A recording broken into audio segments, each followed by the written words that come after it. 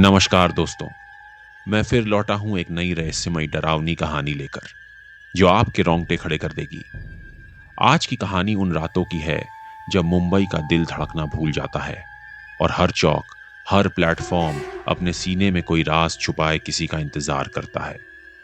सोचिए, अगर रात के समय खाली प्लेटफॉर्म पर अचानक कोई गुमनाम ट्रेन आपके सामने आ जाए, क्या आप उसमें सवार होने की हिम्मत करेंगे या चुपचाप जान बचाकर निकल जाएंगे?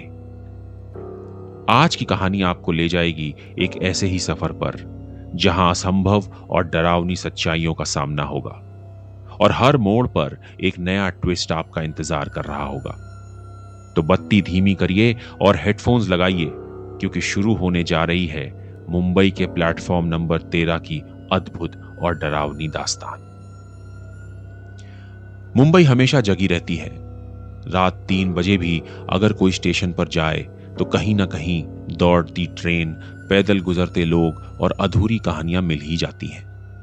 लेकिन कुछ स्टेशन, कुछ प्लेटफॉर्म हमेशा समय की रेखा से बाहर होते हैं। ये कहानी है आयुष की, एक 27 वर्षीय ग्राफिक डिजाइनर जो अक्सर देर रात तक प्रोजेक्ट्स पर काम करता था और रात की आखिरी लोकल ट्रेन से घर लौटता था।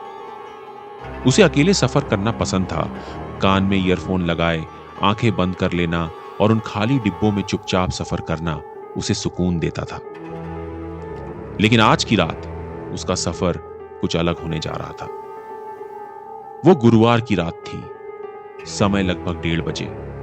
लोकल ट्रेन में फिर से थोड़े पैसेंजर्स, कुछ थके हुए यात्री और वही फीकी पीली रोशनी। आयुष को सीएसटी स्टेशन से विरार की लोकल पकड़नी थी, लेकिन उसे लेट हो गया। अब वो पहुंचने ही वाला था, तभी घोषणा सुनाई दी, प्लेटफॉर्म 13 से विरार लोकल रवाना होने वाली है। आयुष चौंका। सीएसटी स्टेशन पर ऐसा कोई प्लेटफॉर्म था ही नहीं। गिनती में सिर्फ 12 प्लेटफॉर्म थे। फिर लगा जैसे सुना भर होगा, लेकिन तभी उसे स्टेशन मास्टर के रूम के पास एक खाली गली में 13 का साइन चमकता हुआ दिखा। उत्सुकता की वजह से वो वहीं चला गया। यहां सब कुछ शांत था, ना कोई तेज आवाज, ना भीड़, ना चाय वाला। यहां तक कि सीसीटीवी के कैमरे तक बंद थे। एक पुरानी काले रंग की ट्रेन धुएं के साथ रुकी, मानो किसी पुराने जमाने से दौड़ती चली आ रही हो। सारे दरवाजे खुले थे और भीतर बामुश्किल 3 यात्री बैठे, सब चुप, स्थिर, बिना किसी हाव भाव के। आयुष ने धीरे से ट्रेन में कदम रखा। सीटें पुरानी थीं, लकड़ी की। खिड़कियों पर जंग लगे रॉड्स। ऊपर पंखे नहीं, पर पुरानी गर्म हवा जैसे बंद कैबिन में सड़ती महसूस हो रही थी। गाड़ी ने अचानक बिना किसी सीटी के चलना शुरू कर दिया। पहला अजीब एहसास उसे तब हुआ जब उसने देखा कि बाहर के नजारे रुक नहीं रहे थे। स्टेशन बदले ही नहीं।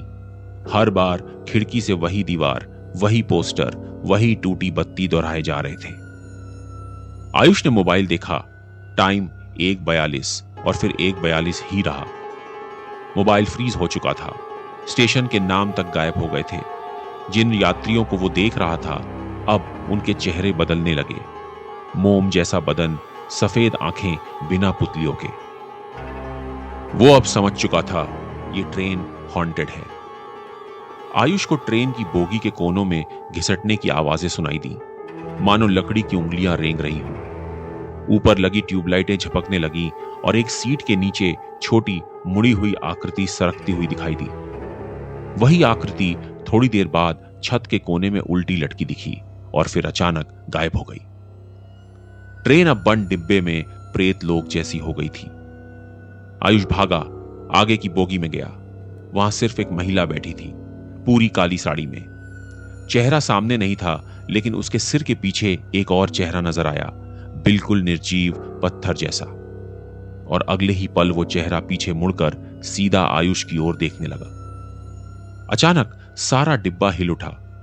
यात्रियों की संख्या बढ़ने लगी, पर सब उल्टे चेहरे वाले, बिना पलक के कांपते हुए लोग। कोई बात नहीं कर रहा था, लेकिन सबके होंठ कुछ दोहरा रहे थे, जैसे किसी मंत्र का उच्चारण कर रहे हों।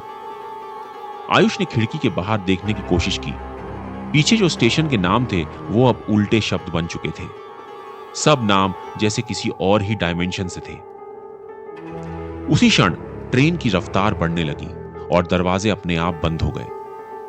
अब ट्रेन एक सुरंग में घुस चुकी थी, पर यह सुरंग काली नहीं लाल थी।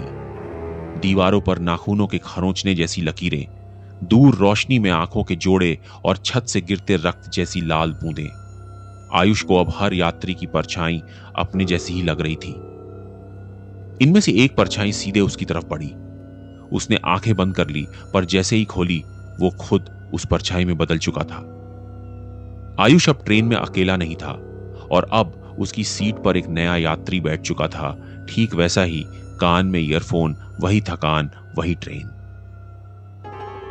सुबह 4:11 पर CST स्टेशन के सिक्योरिटी ऑफिस में एक रिपोर्ट आती है।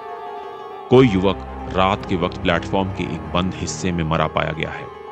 आंखें पूरी तरीके से सफेद और चेहरे पर एक अजीब सा डर, मानो उसने मरने से पहले कोई भयानक दृश्य देखा हो। नाम, मोबाइल, कुछ मालूम नहीं।